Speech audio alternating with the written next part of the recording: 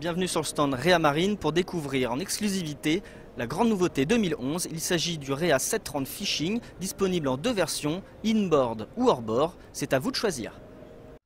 Grande nouveauté pour le constructeur charentais qui dévoile à Paris sa première unité pouvant recevoir un moteur hors-bord si le client le désire.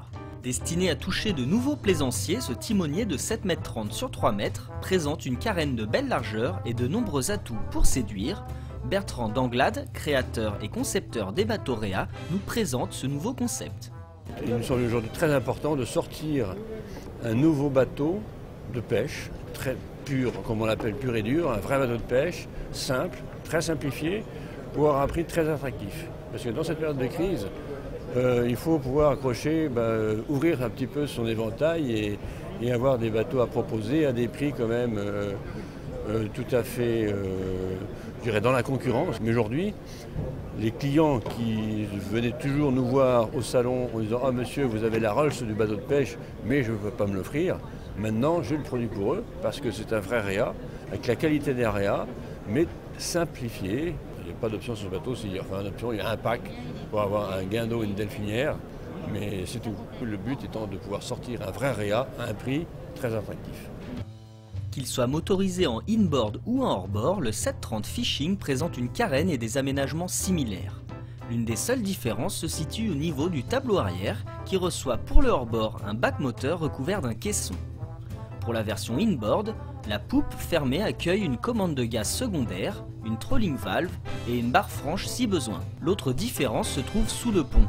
Dans la version inboard, la cale contient le bloc moteur et le réservoir de carburant de 300 litres. De même capacité en version hors-bord, mais placé au centre du bateau, le réservoir dégage pour cette version de beaux rangements sous le plancher du cockpit et de la timonerie.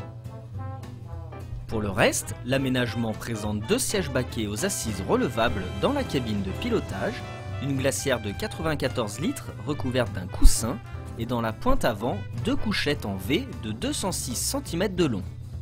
Sur le pont, le cockpit arrière offre un véritable terrain de jeu pour les pêcheurs avec des dimensions extra larges de 2,50 m sur 2,50 m, des pavois très sécurisants et un vivier accolé au tableau arrière.